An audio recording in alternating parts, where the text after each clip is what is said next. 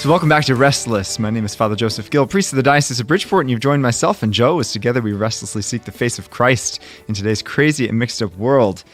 And, I teach at this classical Catholic school, as you know, and the kids are always asking me moral questions, some difficult, some easy. So I figured we'd have a whole episode on difficult moral questions that I've been asked or other crazy questions that I've come up with to kind of hash out because it's kind of cool to talk about. But Joe said he didn't want to talk about difficult moral questions. So we're going to start off with an easy one. Joe, can I kill someone? Well, I think it depends on the situation. Yeah, probably not. Probably not. Depends on the situation. Yeah, I would say no for that one. Unless you're a soldier in a war, right? Yeah. Or someone's trying to attack your face. Self-defense, which of course, yeah. Get the question of what is murder actually, right? Right, because the commandment is not do not kill. No. It's often translated do not kill, but the word in Hebrew is more different thing. Nuanced than that. Do not murder, more accurate. Murder innocent children. Which is why we can eat meat, for example, or we can kill animals, because when we're talking about do not kill would seem to imply don't take any life, but murder actually requires a human being with a rational soul, right? So that's very true. That's very true. So no, we won't start off with cannibalism. That's all. Is that a difficult moral question? I guess it could be. It very much could be, right? Yeah. Because, especially in, I know this is quite tragic, but, in Ukraine right now, they're, going into winter with all the shelling going on and in this terrible situation where they may not be able to get food. So if someone dies from shelling or in the streets from hunger, is cannibalism allowed in the case of somebody dying naturally? I truly have no idea what the church would say to that. I don't know. I'm going to leave that one away. Yeah. I think it would actually be okay, but that's my perspective. I don't know. I'll take that as gospel truth. Yeah, we can. Yeah, it works for me. All right, so here's the first one. Here's the first one, which did come up in the school where I teach. So we know that it's a grave mortal sin. It's grave matter to miss Mass on Sundays, right? Mm-hmm. Obviously, there can be lots of reasons why we should miss Mass. If you're sick, or if you're taking care of someone who's sick. Or it's too early. If it's too early, you have to go if it's too early? We do have evening Mass. Even if it's before 10 a.m. on a Sunday? Yes. Even before 10 a.m. You sure? Sorry. I know, right? I know. Document says that. Catechism of the Catholic Church. Okay, yeah, the Bible, I don't know. Anyway, so keep holy the Sabbath day. You have to, and it's grave matter to intentionally miss Mass. Now, the commandment, right, is to keep holy the Sabbath day. So the church could substitute something else, which it did during the COVID pandemic, right? Because you can't physically get to Mass. And on certain circumstances, there are reasons not to get to Mass. COVID, or you live in Alaska, or you are flying to the International Space Station or whatever. But what if somebody were to do something that they can foresee they're going to miss Mass for long periods of time, but it's only solely for recreation? And the idea that comes to mind is walking the Appalachian Trail. It takes about 6 months to do that.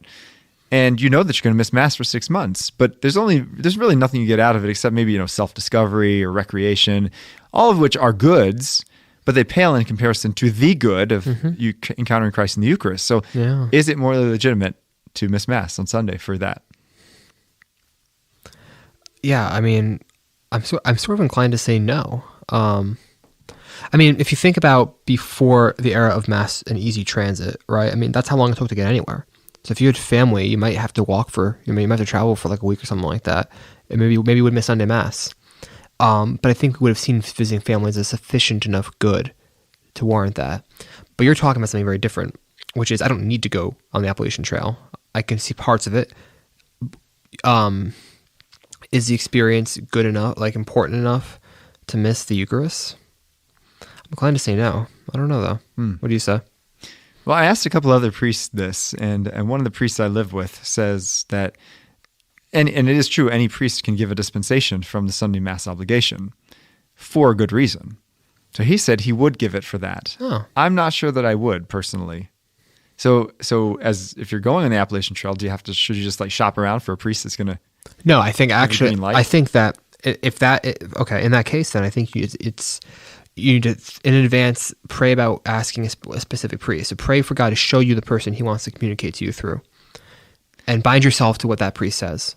I like that, except, we live in a hierarchical church. So you go to your proper pastor. Pastor. That's actually true, yeah. But you should really go to your proper pastor who has spiritual authority over you. Yeah. So unless you're in a situation where you're not at your proper church, whatever it is, right? Yeah. All things being equal, you're right. You should go to your proper pastor. Yeah. And he, Because by doing that, in a sense, you're actually like, it's now just you making the decision. It's the church making the decision with you, which means that you're not solely responsible for the outcome of it to some extent.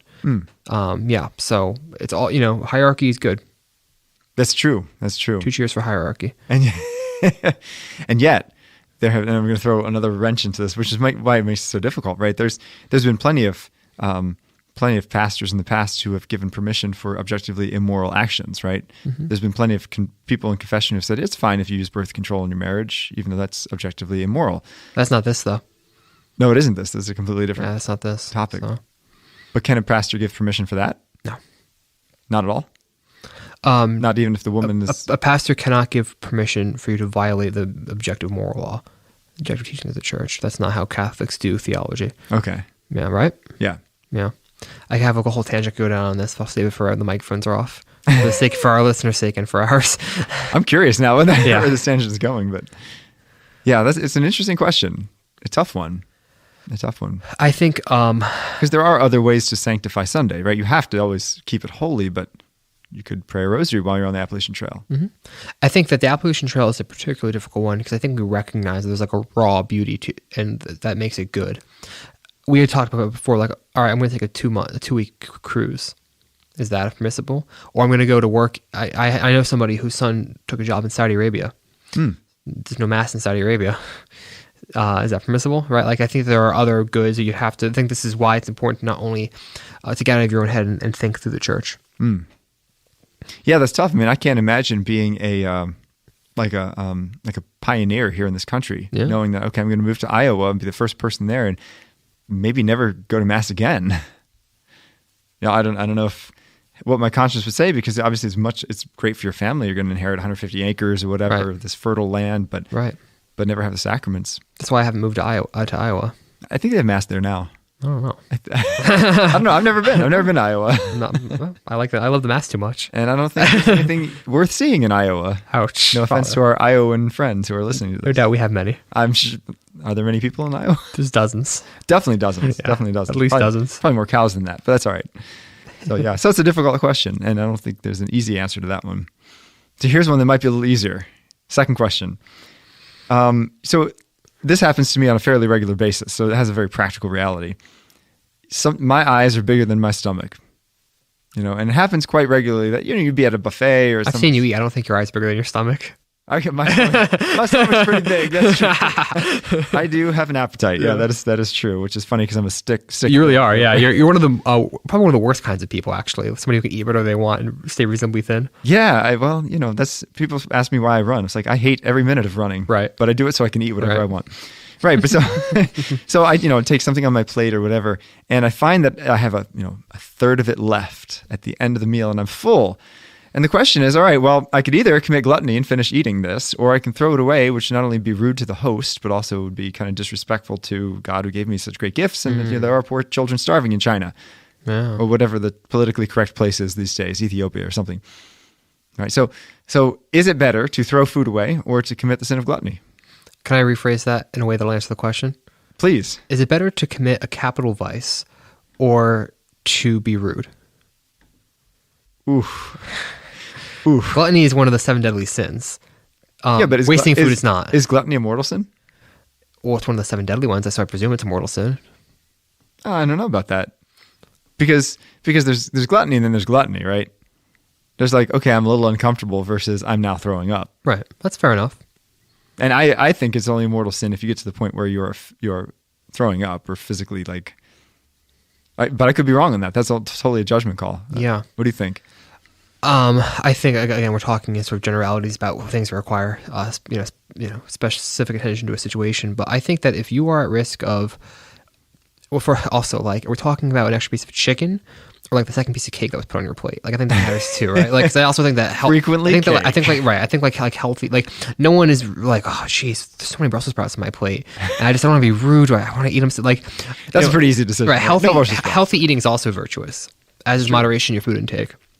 And I think that it's good to create a structure in which you make yourself think through how much food you put on your plate before you start eating. Right. So that's the optimal thing. Right. So like by saying, "Oh, I have to eat it," because well, then maybe you're not going to be that careful about what you put on your plate because you have to eat it, right? So yeah, my instincts would be to say it was better to not commit the sin of gluttony. We're recording this the day before Thanksgiving. You just ruined my Thanksgiving. Hope you know that. I'm only here to help, however I can. That's right. Well, thank you. That was helpful. That's my take. What do you think? You lean more towards committing gluttony. Well, I was driven into my head by my parents that the worst sin in the world is wasting food. That's obviously not true, though. Well, no, I know murder's worse, but like the worst sin in the world, I'm not tempted to murder. The worst sin in the world is ending class late the day before break. That's pretty bad. Yeah, that's pretty bad. That's up there. That's up there with genocide. But yep, exactly where the word is. So yeah, we were on the same page here. But so yeah, no, I've always thought that even if I eat so much that my stomach is going to be perhaps uncomfortable, nevertheless my body is going to use that food, so it's not going to go to waste. Maybe go to my waste, but yep. Sorry. And for the record, I love Brussels sprouts, and there are times when I take too many. Oh yeah, I believe it. Yeah, because they're just scrumptious. Right. Weird, I know, right? Right. All right, here's a question for you.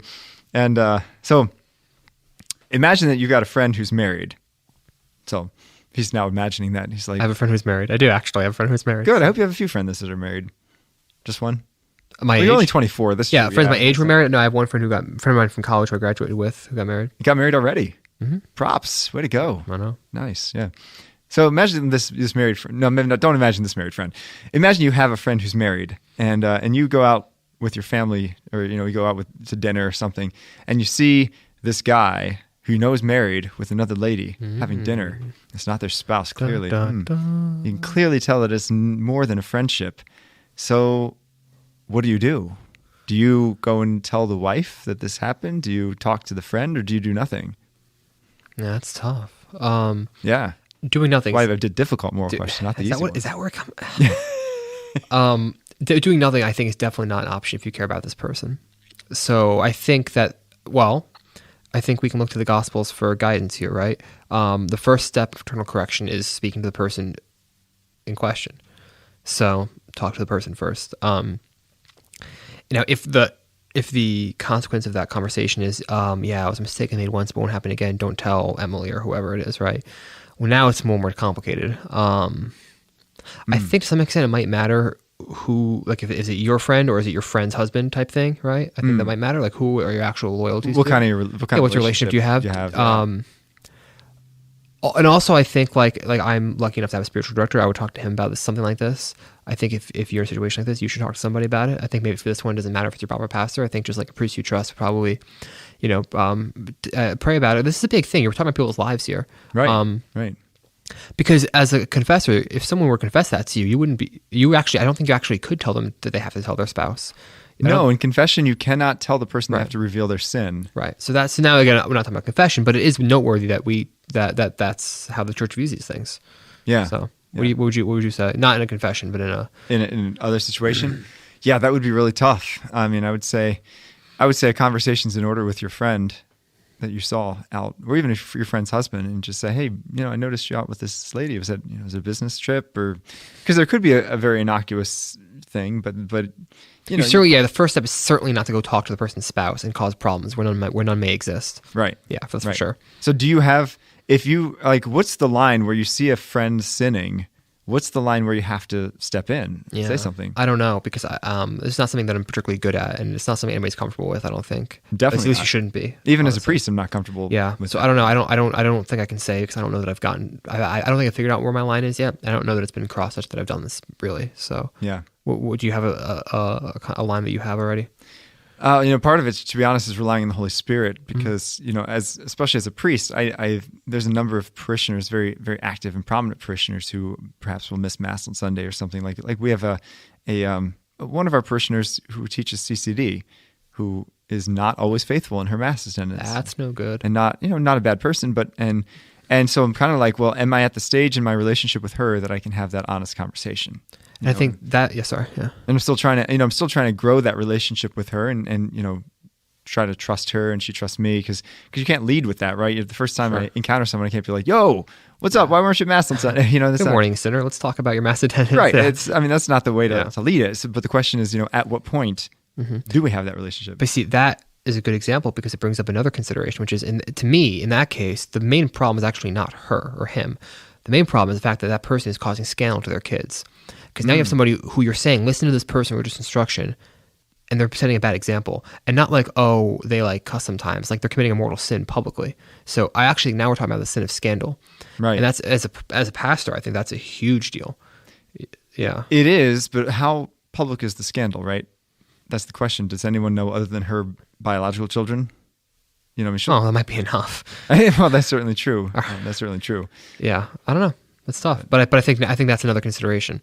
It is tough. It's one thing. Very tough. Put it this way: if I see one of my married friends out with a girl who's not their wife, that's one thing. If I see you out with a girl that's not your wife in that way, right? That's a whole other question. Right now, we're talking about a minister, right? So, like, who this person is? Are they a public-facing person? Is it a public-facing sin? These are all considerations worth taking into account. Yeah, that's very true. That's very true. So, all three of these, I don't think we've resolved any of them. And spoiler alert, we're not going to resolve any of these. And that's why they're difficult moral right. questions. Otherwise, we could point to a document or something. Yeah. Yeah, because in a lot of them, you can identify the principles that are involved, but maybe not. But until you are in the concrete situation, right, it's not always easy how you apply the principles. Yeah. It's almost like life's messy. Life is very messy. Yeah, and that can be a tough thing. Yeah, indeed. So, let's see. Do you have any for me? I have one I got in a CCD class, but it might get you in trouble, and well, it doesn't get in trouble, but it's about sexual ethics and two competing church teachings on the church. Go for it. Okay, we'll talk about everything here. So this is asked me by a kid, and I didn't know how to answer it. Partially because it's something I'd actually thought about myself, which is this: we know contraceptives are immoral are immoral. We also know that abortion is immoral, and that sex outside of marriage is immoral. All three things we know. The question was, accepting for a moment that everything that in this example is impermissible, if two people are planning on having sex outside of marriage, right? Let's say two teenagers, right? Two people who are not in a position to get married and raise a kid, who would be likely to seriously consider an abortion if they were to get pregnant. Is it like more morally impermissible for them to also use contraceptives while having sex outside of marriage? I have often wrestled with that. Yes. And I honestly, I obviously affirm church teaching is the best I understood it. I wasn't exactly sure. All I could say, all I did say really was the use of contraceptives is impermissible, as is sex outside of marriage, as is abortion. Yeah. Now, I don't know, because is it more immoral to have an abortion than to use a condom? Well, of course. That's the destruction of human life. Much more grave, yeah. Yeah. So now, it isn't as if it's like there's two options. Those are the two options, right? Because there's always, in this case, there's no reason you couldn't not have sex, right? Like that. Right. That is the correct thing to do, right? Abstinence is the right thing to do. Option. Yeah. But like, yeah, and what? So would you counsel this against somebody? I think probably not. But I think this does come up in like, should public schools be teaching teenagers about contraceptives? Well, now it's an interesting question because those kids aren't catechized. Most of them don't know sex outside of marriage is immoral. So the options for them probably really are contraceptives or abortion in terms of what their actual lives are going to look like. You know what I mean? Yeah. So how do you sort through all that? Ooh, yeah. So is it like a separate sin if you use contraception in that case? That's a tough question. And we're talking about tough questions. Huh. Yeah, we're talking about tough questions, and that makes it a tough question. Can I phrase it sociologically for a second? Yeah. The goal of the pro-life movement is a conversion of hearts in America. That's what's going to stop abortion. Right. Okay. Now, accepting for a moment that hasn't happened yet, accepting the world as it is, one of two things is what's going to happen in most parts of the country. There's either going to be a high use of contraceptives or a high rate of abortion. Just as a matter of fact. Like, so, as a matter of description, like in the state of Connecticut where abortion is an accepted practice, either most teenagers will use condoms and other forms of birth control, or there will be a high abortion rate among teenagers. But let me ask you a question. If you live in, I don't know, Mississippi or one of those states that does not allow abortion, would not that lack of access to abortion, couldn't that be something to spur you on to abstinence? Oh, 100%. Or maybe to more carefully use contraceptives, if we're being honest with what life looks like. Quite possibly. People, yeah. Quite possibly. I mean, nowadays, of course, they have But I'm saying in terms of what one advocates. So in other words, you are a Catholic parent who sends your kids to public schools. somebody comes up to you and says, I don't know if you knew this, but they're actually teaching our kids how to use contraceptives in school. And I want to put a stop to it. Will you join me? Well, will you? Because in the back of your head, you're thinking, if these kids aren't going to use contraceptives, they might be more likely to have an abortion because they're not going to have sex with each other. They're not catechized. You know what I'm saying? So I'm asking you, what do you think is the right thing to do there? Obviously, contraceptives are immoral, but they are the lesser evil in this case. Lesser than abortion, yes. Yeah, absolutely. Yeah. And so is these contraceptives even more damaging to the kids than just not practicing chastity is in this case? So much so that it outweighs the moral evil of abortion. I think abortion's not the only option if someone gets pregnant. Well, that's obvious. Right? Certainly true. Yeah. So I think, as a parent, you would have to make, and I think different people have different roles in this, right? Mm-hmm. So a parent would have to make clear, first of all, okay, abstinence is the expectation that you save sex until marriage. Mm-hmm. If you happen to make a terrible mistake and lose your virginity and get pregnant, please know that I'm here for you, mm-hmm. and we're going to raise this child. Yeah, I think that's something that we should remember as the pro-life movement. Is you can't hate the person after they made that mistake. If you have to give them a reason to choose life. I mean, I don't think most people do. No, do I. I think most parents, to be honest, would be very open. I mean, when I was a chaplain of a former high school, which was a little rougher, we had a couple occasions where kids got pregnant in school. And one that really stands out in my mind, we kept begging her to keep the kid. We connected her with the Sisters of Life. And she was dead set on abortion, and she ended up going through with it, which was really sad. She asked several people to take her to the abortion clinic, and several people turned her down and said, "No, I'm not going to do that. I'm not going to be part of it." But I think so. Like, if a kid is in that situation of like, I know I'm going to have sex. Should I use a condom? I mean, first of all, that's not an inevitability, right? I know I'm going to have sex. Well, no, you don't have to have sex. No, of course not. There's always ways to avoid it. And I think having a condom in your back pocket is actually going to give you more motivation to have sex, right? Yeah. Yeah, if you were trying to practice chastity, you don't carry around birth control. Right, exactly. So right. It's a whole fundamental level, shift here of like, all right, you need to focus on chastity. And that kid who brought it up probably wants an out. He wants to not practice chastity. I think he just wanted to ask me a question he didn't think I could answer. Oh, and he succeeded in that. Yeah, that's a good one. Well, I answered it, but yeah, no, but it is tough. And again, like, there's different levels to this. Are we talking about the interpersonal level or the societal level? I think it's tough societally. I'm going to be honest. I think it's tough to say that because society's made of individuals, and if right. So you're right. Should we outlaw contraception? You're asking me? I'm asking you. Yeah, should we? Not knowing what the USCCB says on this and being willing to submit myself to the authority of the church, I would say that would not be the prudent next step for our country. Oh, I think you're right. I think you're right. I think that there's a lot of internal conversion and other laws need to change before we change that one. Right. No, I would agree with you. I think that'd be something that would indeed take away freedom that I mean, obviously we would hope that people wouldn't use them, but I don't know. That's another tough one. Yeah. So let's finish on one more tough one. This has to do with cooperation in evil, and how much cooperation can you do in evil, right? So this is another real life story that happened to me a couple of weeks ago. Is that one of the kids at the school I teach came up to me very flustered because his parents were going to a gay wedding, and he didn't want to have anything to do with it. And his parents were basically forcing him to go, and so his parents won the day and went. But his parents called me. And much to their eternal credit, we had a great conversation about it. And they said, is it sinful if we go to this? What is your take? Yeah, it is. So is it also sinful if you go to the wedding of a straight couple if they're not married in the church? Right. So first of all, we're talking about different situations, right? So a gay putting wedding in scare quotes because there is no such thing as a gay wedding, right? You can only attempt marriage with a man and a woman and woman, right? Right. It's not a real marriage. There's no marriage. Yeah. That being said, attending such a marriage, that marriage, such as it is, cannot be brought into the church. Full stop. Right. So there's no way to rectify that situation. Now, a Catholic marrying a non-Catholic outside the church, or two Catholics marrying outside the church, that can be, if they're a man and woman. That marriage can be brought into union with the church, can be sanctified. Yeah, so there's a fundamental difference there. Yeah. And so I think this is a prudential question that must be answered, which is, okay, what is my relationship with these people? by my not, because I think there's this like maybe an older mentality, which is like, I don't go to that wedding. If you're Catholic, you get married in a church, and if you don't, I don't go. I understand that.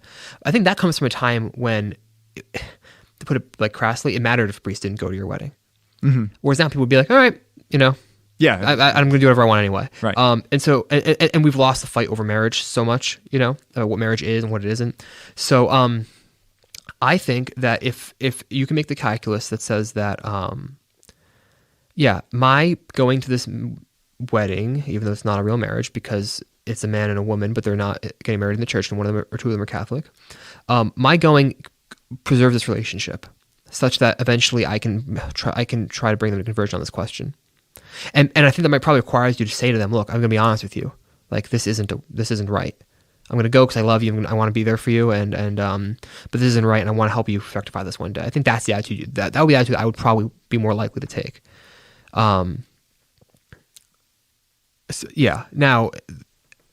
look, I've had gay friends, right? And I have people in my life who, have you been invited to one of their weddings? No, I've not. No, I've not. Nobody that I was that close with. And there are people in my life who, if they were gay and they invited me to a gay wedding, it would really kill me to not be able to go. I'd feel terrible. But I mean, what can you do?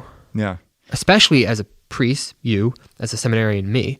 I mean, now we're talking again about scandal. Well, that would be scandal, yeah. Yeah. But I was looking in the Catechism of the Catholic Church, which actually has a pretty clear understanding of cooperation in evil, right? So there's many ways you can cooperate. You can, provide the gun that's going to be used to shoot someone if you know it's going to be shot, or you can, encourage someone, teach someone how to sin.